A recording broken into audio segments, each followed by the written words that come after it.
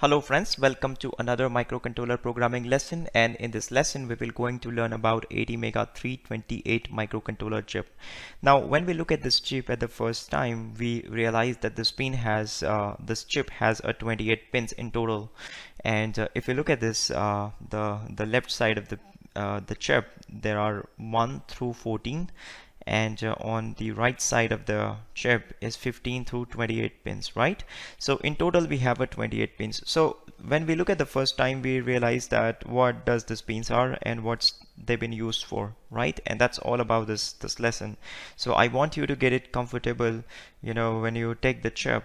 Even when you see this ATmega 328 chip on your Arduino, you should know like which pin is what and what it's been used for.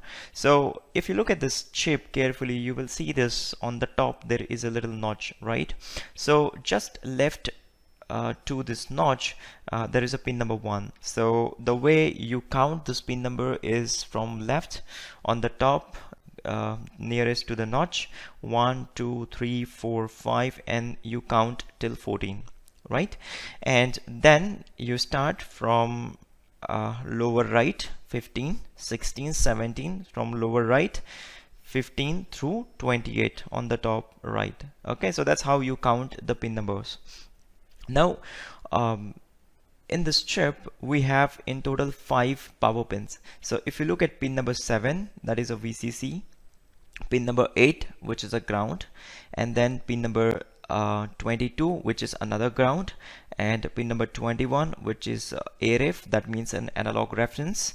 So you can connect the reference voltage for your analog circuit into the chip. We will get into that bit later when the right time comes for it.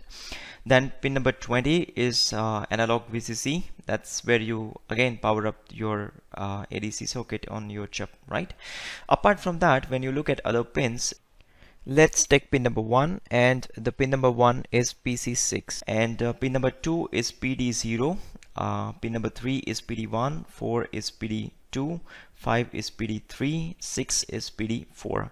Now this chip ATmega 328, basically the pins on ATmega 328 is divided into 3 port registers, and this port register are port register D, okay, on which the PD pins belongs to. Then there is port C, on which you see this PC6 and PC0, PC1, PC2, PC3, PC4 and PC5. This all PC pins belongs to port C, and you see here PB1, PB2, PB3, PB4, these are the pins which belongs to port B. Now in total we have a 3 port register, okay, port D, port C and port B, and this port register is a 8-bit, so every bit represent one pin on your microcontroller chip. You might think why this PD0 through PD7 is not in a sequence. Maybe it's because of the circuit inside the chip. So you see PD0 through PD4, and then PD5 starts on 11 number pins, right? So 11, 12, 13 is PD5, PD6 and PD7.